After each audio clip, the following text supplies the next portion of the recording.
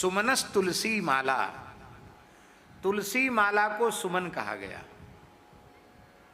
सुमन क्यों कहा गया तुलसी माला को? श्री ठाकुर जी की सेवा के योग्य मन का निर्माण तुलसी जी करती है,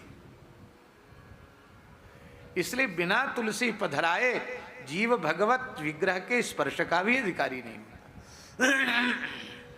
देखो श्री रामानुज संप्रदाय में वहां के वैष्णव सदा सर्वदा तुलसी धारण नहीं करते, पर भगवान की सेवा करने मंदिर में जाएंगे तो तुलसी की पंचमाला धारण करके जाएंगे।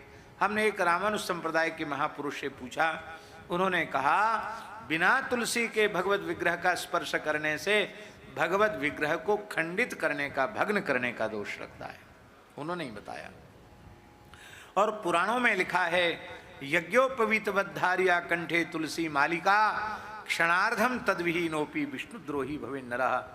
जैसे ब्राह्मण को, द्विजाति को निष्ठापूर्वक यज्ञोपवीत धारण करना चाहिए, ऐसे ही स्त्री हो या पुरुष वैष्णव मात्र को सदा सर्वदा अपने कंठ में तुलसी धारण करनी चाहिए। आधे क्षण के लिए तुलसी से रिक्त यदि कंठ हो जाए तो क्षणार्धम तद्विहीनोपि विष्णुद्रोही भवे नरः, वो भगवत द्रोही के तुल्य हो जाता है। पद्म पुराण में लिखा है, यादृष्टा निखलाग संग समनी स्पृष्टा पुष्पावनी रोगाणाम अभिवंदिता निरसनी सिक्तांत कत्रासनी प्रत्यासक्ति विधायिनी भगवत कृष्णस्य संरोपिता न्यस्ता तच्चरणे विमुक्ति फलदा तस्यै तुलसी नमः। तुलसी दर्शन मात्र से संपूर्ण पाप राशि को नष्ट कर देती है। तुलसी स्पर्श से शरीर को पवित्र कर देती है।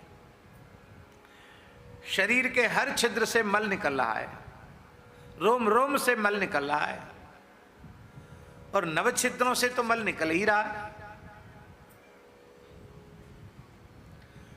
इसको चाहे जितना धो मांजो, ये भगवत सेवा के योग्य बन नहीं सकता। पर आवश्यक शरीर की शुद्धि मनुष्य को करना चाहिए, पर उससे भी वह भगवत सेवा के योग्य नहीं बनता।